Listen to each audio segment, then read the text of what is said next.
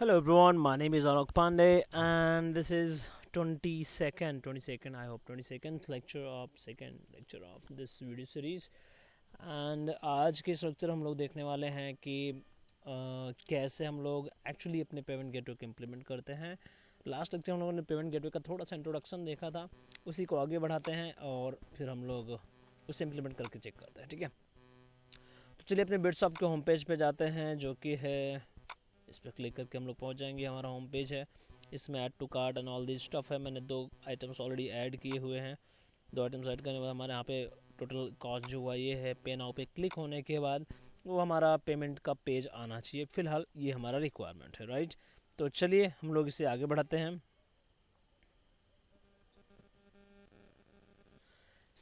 जैसा कि आपने लास्ट वीडियो में हम लोगों ने देखा था कि हमारे पास हम लोगों ने जेएसपी के कुछ डेमो ऑलरेडी डाउनलोड करके रखा था, जो कि हमने पेयू मनी से डाउनलोड किया था।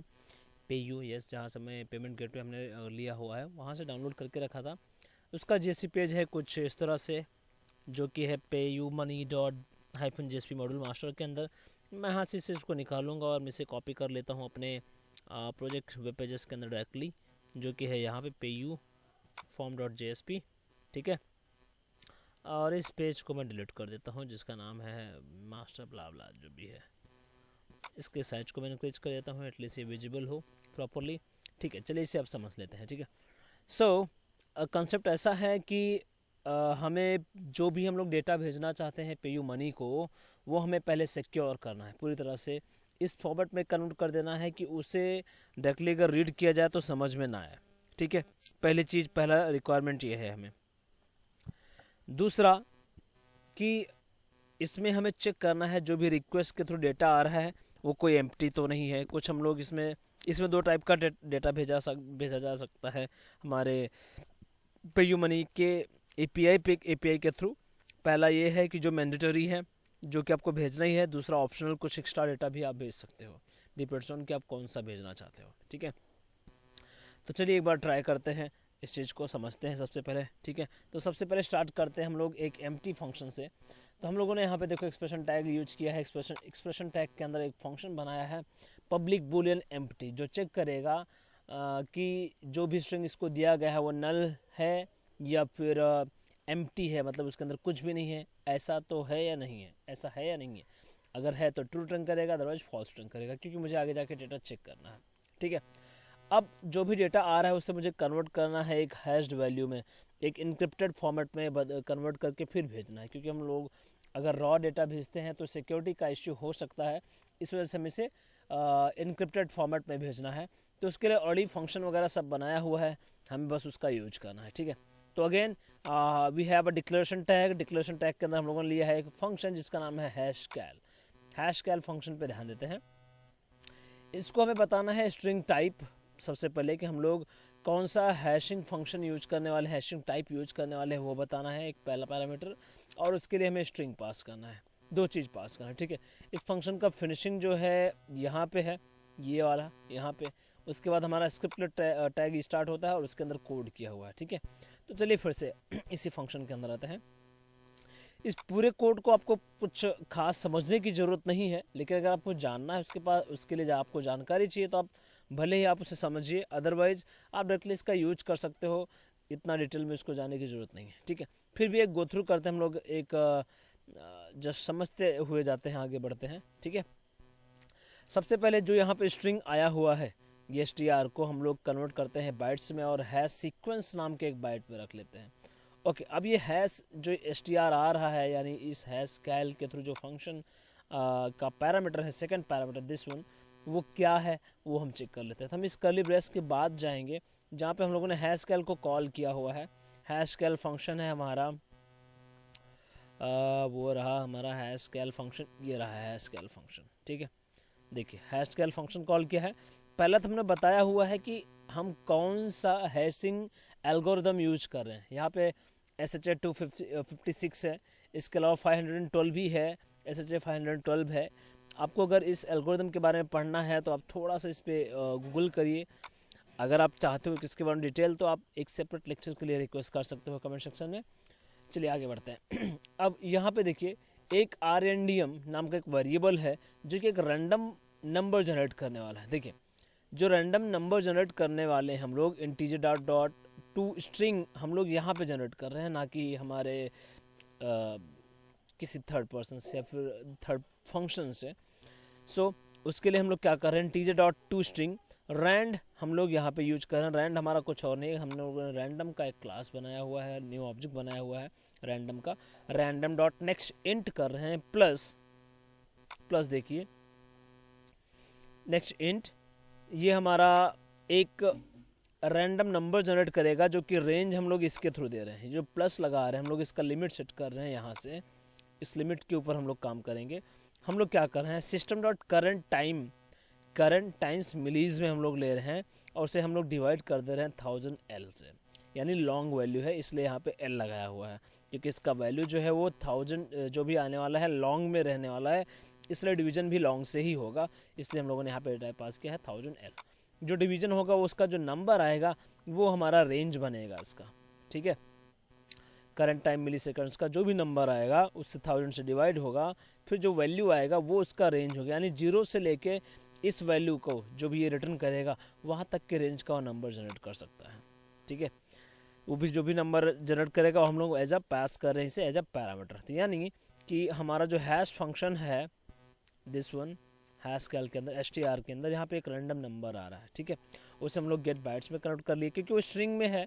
अब वो नंबर्स भले हैं लेकिन हम लोग वैल्यू जो रिटर्न करेगा रैंडम वो भले ही नंबर में रिटर्न कर रहा है, लेकिन उसे हम लोग वापस कन्वर्ट करा रहे हैं स्ट्रिंग में, और स्ट्रिंग में रख के यहाँ पे स्ट्रिंग में पास किया, यानी वो चाहे 1 2 3 है तो वो 123 ना रीड करके उसे हम लोग पढ़ेंगे 1 2 3 यानी 3 डिजिट्स यानी 3 नंबर यानी 3 कैरेक्टर, ठीक है, ना कि हम उसे पढ़ेंगे 123 और इसे ग्रुपिंग करके नंबर्स में नहीं पढ़ा जाएगा, ठीक है। अब यू आर क्लियर।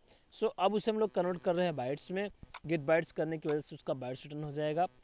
ओके अब हम लोग एक स्ट्रिंग बफर वेरिएबल बना के रख रहे हैं जिसके अंदर हम लोग बाद में बहुत सारे वैल्यूज ऐड करेंगे, नॉट वैल्यूज ऐड करेंगे, और वैल्यूज कुछ और नहीं होंगे, हमारे इनक्रिप्टेड डेटा होंगे, ठीक है। तो न्यू स्ट्रिंग बफर करते हैं हम लोग। तो यहाँ पे पहला तो ये आप समझ गए क्या था, यहाँ पे टाइप भी आप समझ गए क्या था, ठीक है। चलिए आगे बढ़ते हैं। मैसेज डाइजेस्ट नाम का यहाँ पे हम लोग एक बना हुआ ऑलरेडी इंस्टेंस हम लोग बनाएंगे message digest dot gate instance के थ्रू, क्योंकि अगर आप इस पर क्लिक करोगे तो डायरेक्टली आपको उसके जहाँ पे कोड है वहाँ पे लेके जाएगा, जो कि एक एब्स्ट्रैक्ट क्लास है। एब्स्ट्रैक्ट क्लास होने की वजह से हम उसको डायरेक्ट ऑब्जेक्ट तो नहीं बना सकते, बट उसके अंदर के सब फंक्शन है, उसके अंदर के ही फंक्शन है जो उसका ऑब्जेक्ट क्रिएट करके देगा, जो कि है गेट इंस्टेंस नाम का, ठीक है। तो गेट इंस्टेंस हम लोग कर रहे हैं, तो टाइप हम लोग यहाँ पे पास कर रहे हैं, टाइप की वजह से वो मैसेज डाइजेस्ट का रेफरेंस यानी ऑब्जेक्ट बना पाएगा, ठीक है। एक बार फिर से वहाँ पे जंप करते हैं। अब ये जो है हमारा क्लास, ये वाला public abstract class message digest extend message digest SPI नाम का जो एक्सटेंड कर रहा है क्लास को, दूसरे क्लास को, एंड उसके अंदर जो हम लोगों ने फंक्शन यूज किया हुआ है गेट इंस्टेंस नाम का, वो हमारा स्टैटिक फंक्शन होगा, जिसकी वजह से हम लोग उसे यूज कर पाए, जो कि है यहीं कहीं होगा गेट इंस्टेंस, ये रहा। मैसेज डाइजेस्ट टाइप का रिटर्न करता है, रिटर्न टाइप उसका मैसेज डाइजेस्ट टाइप का है, और गेट इंस्टेंस जो है स्टैटिक टाइप का है, स्टैटिक है। स्टैटिक होने की वजह से हम लोग डायरेक्टली क्लास के थ्रू एक्सेस कर पाए, ये कॉमन चीज़ आपको भी पता है, मुझे बताने की जरूरत नहीं है। ये इसको मैंने टाइप दे दिया। अब एल्गोरिदम डॉट रीसेट करते हैं हम लोग फर्स्ट, देन हम लोग उस एल्गोरिदम को अपडेट करते हैं हैश सीक्वेंस के साथ, यानी हम लोग जिसके साथ नया हैश्ड वैल्यू जनरेट करवाने वाले हैं उसको हम लोग बाइट्स में वैल्यू पास करें, जो कि है हैश सीक्वेंस, जो कि मुझे रैंडम नंबर से जनरेट होकर मिला हुआ है। अब उसे वो अपडेट करेगा। नाउ मैसेज डाइजेस्ट का हम लोग एक एरे बना रहे हैं, यानी मैसेज डाइजेस्ट का जो एरे है वो बाइट टाइप का है, यानी बाइट टाइप का एरे बना रहे हैं, और एल्गोरिदम यानी हमारा ये जो रेफरेंस है, जो ऑब्जेक्ट नेम है, डॉट डाइजेस्ट नाम का फंक्शन कॉल करेंगे, तो इस हैश सीक्वेंस के साथ वो एल्गोरिदम डाइजेस्ट करके इस वेरिएबल के अंदर स्टोर करके रख देगा, ठीक है। अब इसके अंदर जितने भी नंबर्स आएंगे उतनी बार हमें लूप चलाना है, और उस लूप के अंदर हम लोग क्या कर रहे हैं, int i = 0 message digest dot length ++ ये आपको पता है, integer dot to hex string हम लोग क्या कर रहे हैं, हेक्साडेसिमल स्ट्रिंग में कन्वर्ट कर रहे हैं इसे, सो 0xFF मैसेज डाइजेस्ट ऑफ आई, क्योंकि हमारे पास मैसेज डाइजेस्ट के अंदर क्या है, हम लोगों ने डाइजेस्ट वैल्यू स्टोर किया हुआ है। ओके, यानी हैश सीक्वेंस का डाइजेस्ट वैल्यू यानी बाइट्स हम लोगों ने स्टोर किया हुआ है। अब उसके लोकेशन के हिसाब से हम लोग यहाँ पे कन्वर्ट करा के स्टोर कर रहे हैं। ठीक है, और स्टोर कहाँ पे कर रहे हैं हम लोग, इस स्ट्रिंग के अंदर कर रहे हैं। हम लोग 0th वैल्यू लिया हुआ है पहले, फिर हमारा 1 फिर 2, तो उस हेक्स का डाटा हम लोग चेक करें। Hex dot length equal to equal अगर 1 है तो हम लोग हेक्स स्ट्रिंग हेक्स स्ट्रिंग जो है हमारा यहाँ पे स्ट्रिंग बफर वाला डॉट अपेंड कर रहे हैं उसके अंदर 0। एल्स हम लोग क्या स्ट्रिंग अपेंड कर रहे हैं, हमारा हेक्स को अपेंड कर रहे हैं। मतलब अगर लेंथ 1 है तो उसके साथ 0 अपेंड करो, मतलब कुछ वैल्यू तो ऐड करिए, मतलब जो भी है। और अगर 1 से ज़्यादा है तो ऑब्वियसली पूरा हेक्साडेसिमल वैल्यू जो इसने क्रिएट किया हुआ है उसे अपेंड कर दीजिए इस स्ट्रिंग बफर के अंदर। ठीक है, इस तरह से उसके पास लिस्ट ऑफ हेक्साडेसिमल यानी कन्वर्टेड हेक्स वैल्यू जाके स्टोर हो जाएंगे इस स्ट्रिंग बफर के अंदर। ठीक है, इस स्ट्रिंग बफर के अंदर क्या हो गया, हमारा सबसे पहले रैंडम नंबर जनरेट हुआ, फिर उसका बाइट्स में कन्वर्ट हुआ। बाइट्स में कन्वर्ट होने के बाद हम लोग उसे मैसेज डाइजेस्ट यूज करके डाइजेस्ट न्यू वैल्यूज़ निकाला। उस वैल्यूज़ के थ्रू हमने लूप लगाया, लूप के थ्रू से हम लोगों ने वापस हेक्स वैल्यू में कन्वर्ट किया। उस हेक्स वैल्यू को हम लोग वापस स्टोर करा रहे हैं उस स्ट्रिंग के अंदर, यानी अपेंड करा रहे हैं, एक करके हम लोग अपेंड कराते जा रहे हैं। ठीक है, और फाइनली हम लोग उस हेक्स स्ट्रिंग को रिटर्न करवा रहे हैं। Hex string dot to string नाम का हम लोग फंक्शन यूज कर रहे हैं और वहाँ पे हम लोगों ने रिटर्न करवा दिया। क्योंकि भले ये स्ट्रिंग बफर है तो वापस हम लोग उसे स्ट्रिंग में कन्वर्ट करवा के रिटर्न कर दिए। ठीक है, ओके, वहाँ पे स्ट्रिंग भी ले सकते थे नो डाउट, बट उसके लिए अपेंड नाम का फंक्शन हम लोग नहीं यूज कर सकते, क्योंकि आपने आई होप म्यूटेबल और इम्यूटेबल के बारे में सुना होगा, तो वो डिफरेंस है उसके अंदर, इस वजह से। चलिए, हम लोगों का फंक्शन दोनों रेडी है। एक तो हैश कैलकुलेशन यानी हमारा हैश क्रिएट करने वाला भी रेडी है, एम्प्टी चेक करने वाला भी रेडी है। ठीक है, चलिए आगे बढ़ते हैं। अब जैसा कि मैंने कल डिस्कस किया था कि हमें मर्चेंट की लगने वाला है, सॉल्ट लगने वाला है, और हमें एक्शन का यूआरएल लगने वाला है, बेस यूआरएल लगने वाला है, ये सारी चीज़ें हमें लगने वाली है। तो वो सारी चीज़ें हमें यहाँ पे एज अ वेरिएबल हम लोगों ने बना के रखा है, उसके अंदर सिर्फ वैल्यूज पास करना है। तो जो मर्चेंट की हमने कल देखा था वो यहाँ पे पेस्ट कर देना है, जो सॉल्ट देखा था यहाँ पे पेस्ट कर देना है।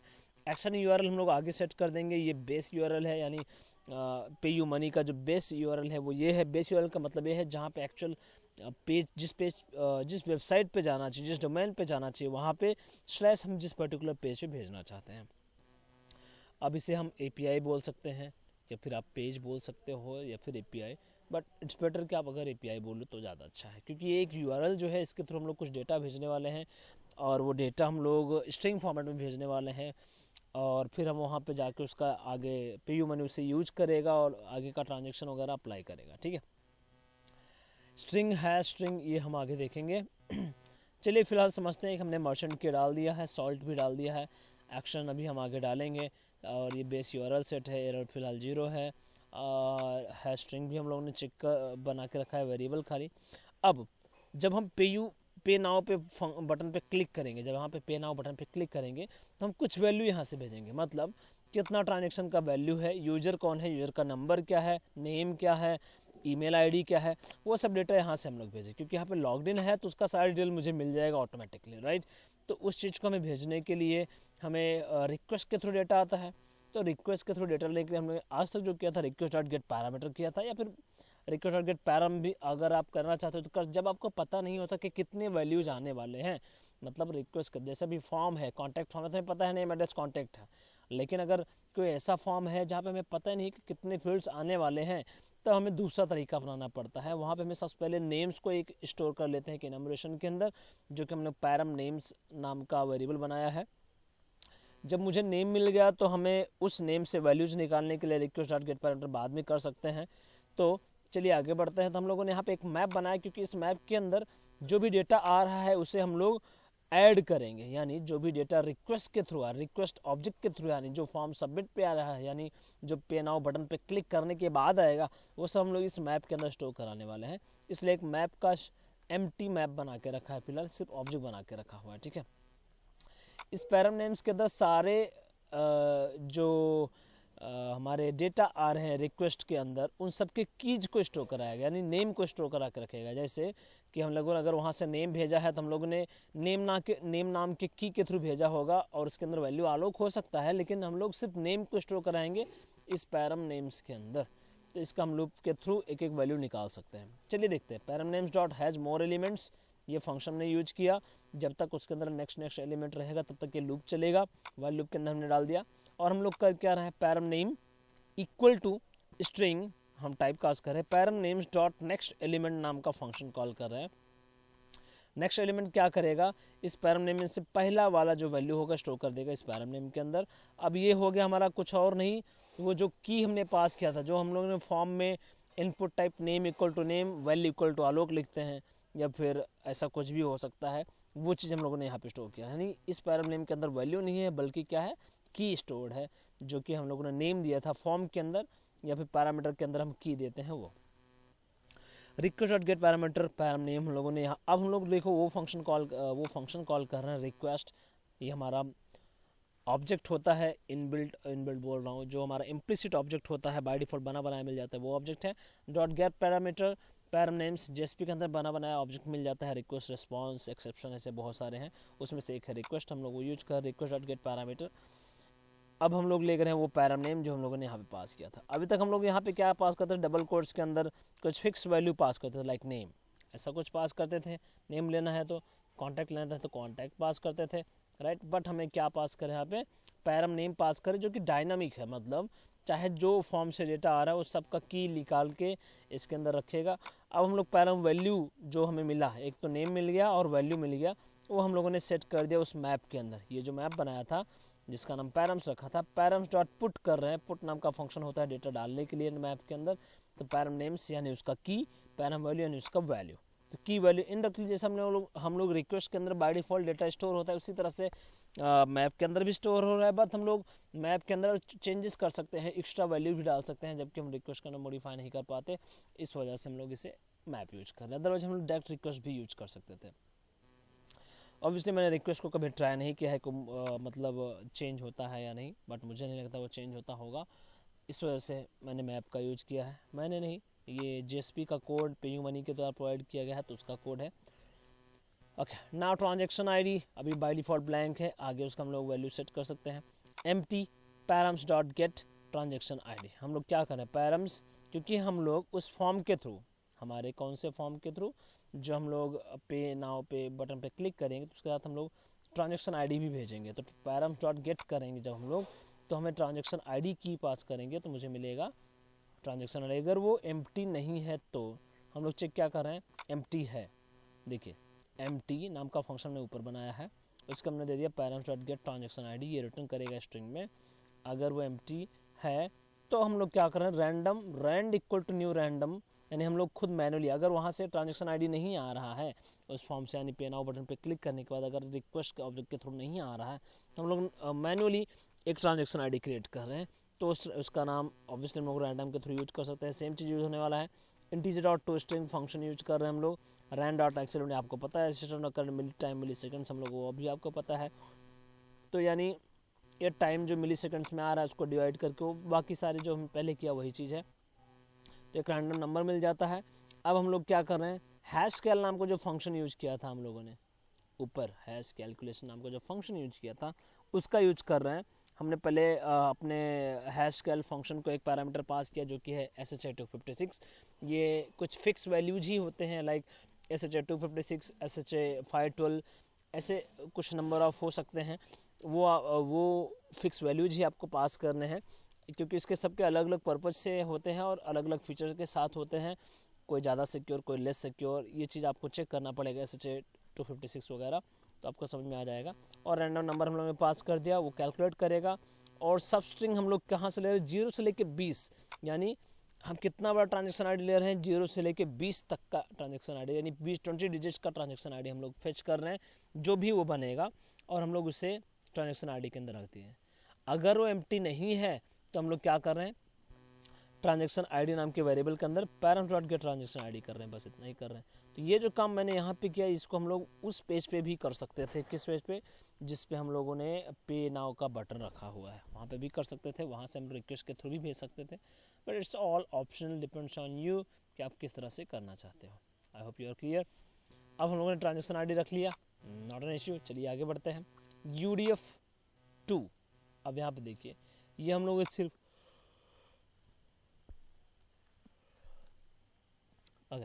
सो UDF2 नाम का एक वेरिएबल बनाया है, ये एक्स्ट्रा डेटा का है, इसका बोलते हैं यूजर डेटा फॉर्मेट है।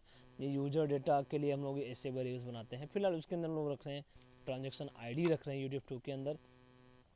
अब हम लोग ट्रांजेक्शन का नाम दे रहे हैं ABCD, बाय डिफॉल्ट एक नाम दे रहे हैं ट्रांजेक्शन का नाम ABCD, और हैश वैल्यू को ब्लैंक छोड़ दिया है।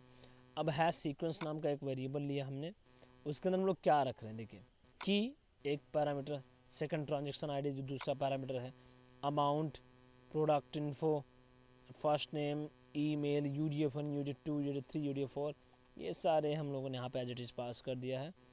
एक स्ट्रिंग के अंदर हम लोग स्टोर करके रखा हुआ है। अब यहाँ पे देखिए empty नाम का फंक्शन यूज कर रहे हैं, चेक कर रहे हैं parent dot get hash check कर रहे हैं।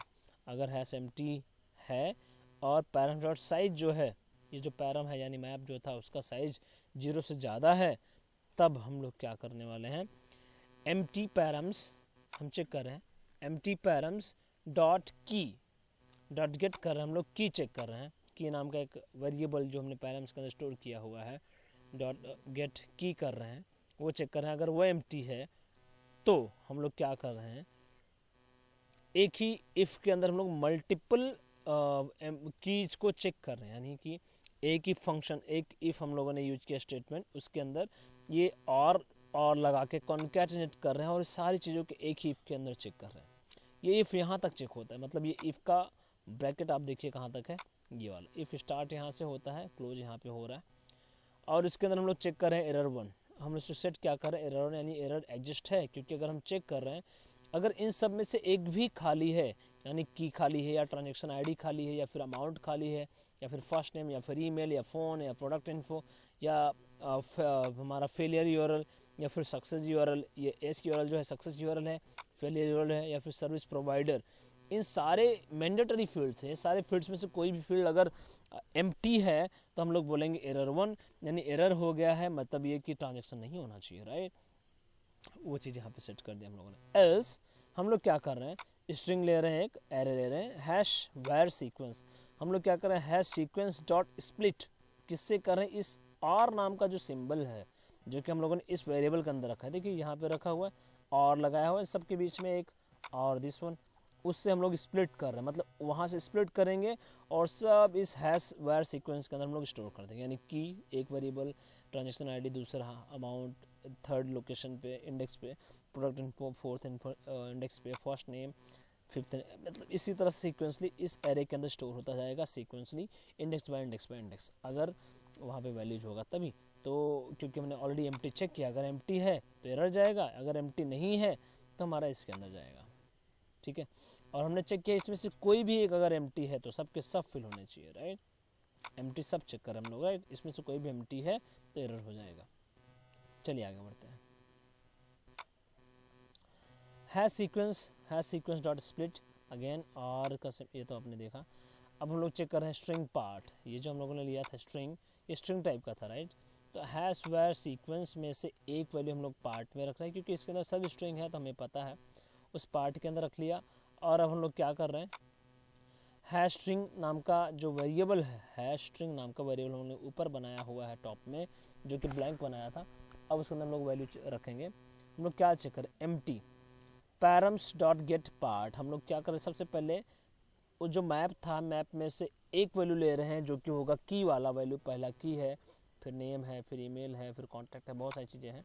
हम लोग चेक करें अगर एम्प्टी वो नहीं है, देखिए इस फंक्शन को, इस चीज़ को देखिए ज़रा ध्यान से, ये देखिए एक ब्रैकेट्स के अंदर रखा है, एम्प्टी फंक्शन यूज किया है, उसके अंदर ट्रू या फॉल्स हो सकता है। हम लोग टर्नरी ऑपरेटर यूज करके चेक कर रहे हैं, अगर वो हमारा एम्प्टी है तो हम लोग क्या कर रहे हैं, हैश स्ट्रिंग डॉट कॉन्कैट एक स्पेस हम लोग मतलब ब्लैंक ऐड कर दे रहे हैं उसके अंदर, अगर वो हमारा एम्प्टी है तो हम उसके अंदर क्या ऐड कर रहे हैं, ब्लैंक स्पेस। अगर एम्प्टी नहीं है तो कॉमन है hash string dot concatenate param dot gate part, simple है, क्योंकि अब ये लूप के अंदर है, इसी तरह से काम करेगा और सब ऐड होते चले जाएंगे इसके अंदर। हैश स्ट्रिंग इक्वल टू, अब हैश स्ट्रिंग तो हमारा रेडी हो गया, हैश स्ट्रिंग डॉट कॉन्कैट और लगाते जा रहे हैं, वापस हम लोग उस हैश स्ट्रिंग के साथ हम लोग और लगाते जा रहे हैं, हर बार एक वैल्यू हमारा चेक हुआ, अगर वो एम्प्टी नहीं है तो उसके साथ और लगाएंगे, फिर इसका स्टोर कर देंगे, राइट। अब हैश स्ट्रिंग जब पूरा इस तरह से स्टोर हो जाएगा हमारे पास हमारे इसके अंदर, क्योंकि हम लोग कॉन्कैटिनेट कर रहे हैं, राइट।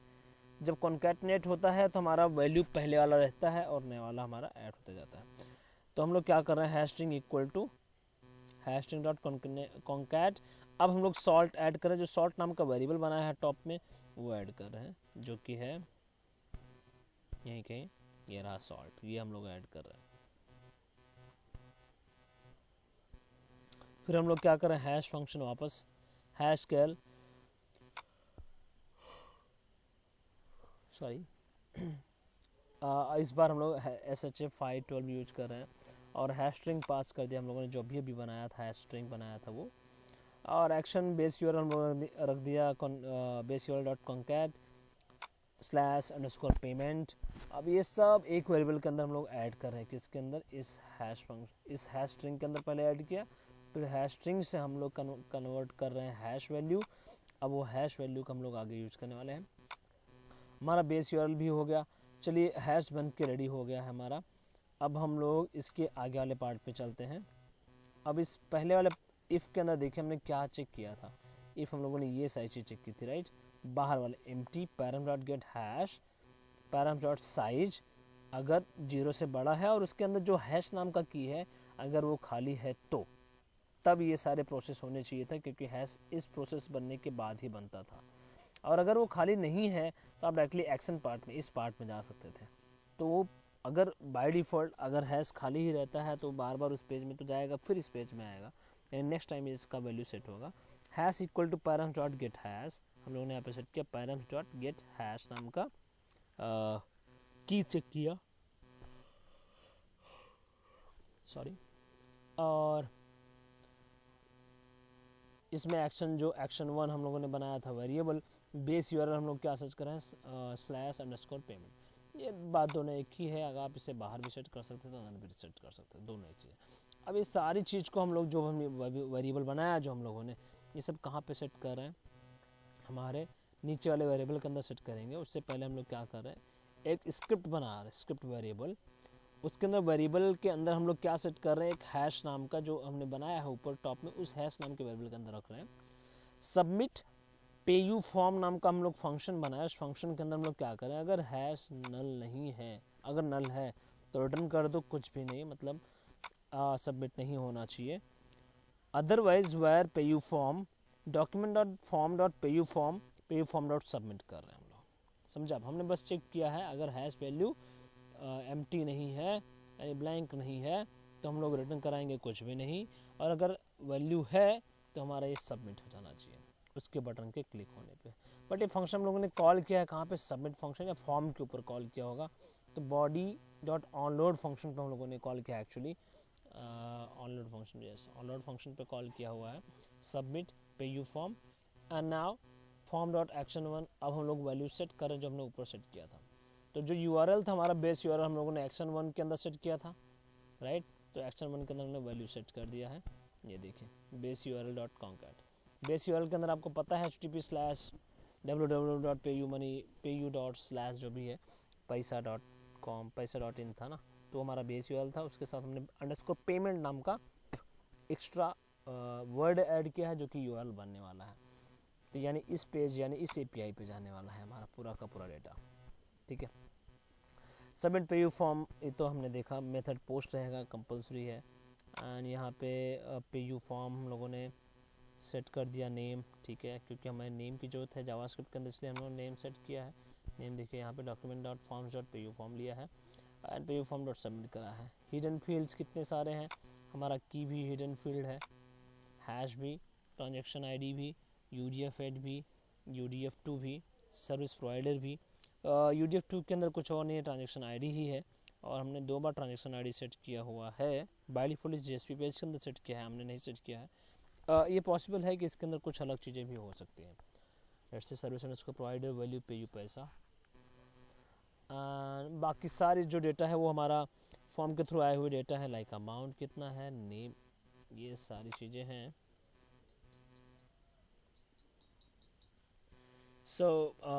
ये मैंडेटरी फील्ड्स हम लोग सेंड करेंगे हमारे प्रीवियस पेज से, जो कि जहाँ पे हम लोग पे नाउ का बटन रखे हैं, like name amount and all this stuff.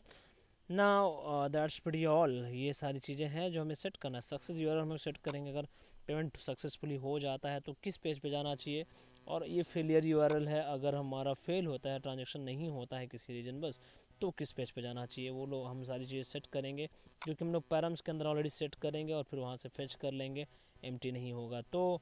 And here we go. Next क्या हमारा लास्ट नेम है, ठीक है, that will be optional I hope. Last name military parameters है, एंड फेलियर यूआरएल भी है। ये रहा optional parameters, last name optional है obviously, last name. And cancel URI, अगर कैंसिल होता है तो उसके लिए आप यूआरएल सेट कर सकते, that is also optional. And address 1, address 2, city, state, country, zip code, UDF1, ये यूजर डेटा आप सेट कर सकते हो, UDF3, UDF4, UDF5, that is all this stuff are optional. अगर ये आपको सेंड करना है तो सेंड करिए, otherwise you can leave it as it is. PG, what is PG तो हमें भी नहीं पता है, एक बार देखना पड़ेगा व्हाट इज PG, क्योंकि मैंने लास्ट जब मैंने पेमेंट इम्प्लीमेंट किया था तो PG नाम का कोई चीज़ मैंने यूज भी नहीं किया था, और देखना पड़ेगा एक्स्ट्रा पैरामीटर में क्या क्या आता है। एंड ट्रांजेक्शन लास्ट में हम लोग चेक कर रहे हैं, अगर एम्प्टी हैश, फिर से हम लोग चेक कर रहे हैं, अगर हैश एम्प्टी है तो हम लोग यहाँ पे दिखाने वाले हैं क्या, TD कॉल्स पर input type submit, value submit,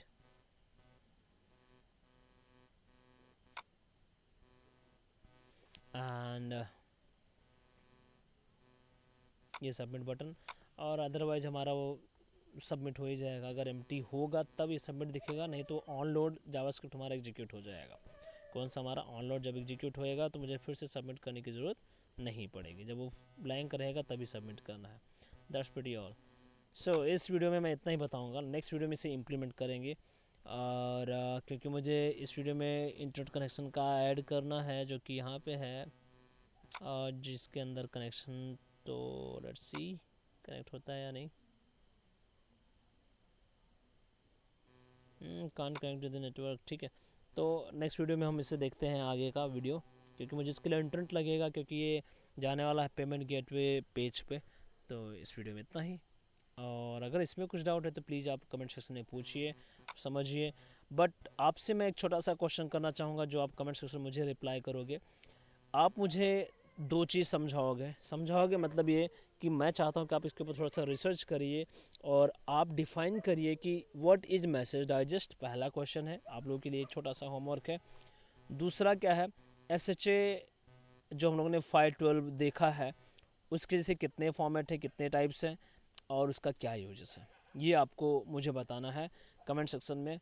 और अगर आप इसे ध्यान से देख रहे हो, समझ रहे हो, तो आई एम श्योर आप इसके ऊपर रिप्लाई करने वाले हो। And that's pretty all. मिलते हैं नेक्स्ट लेक्चर में।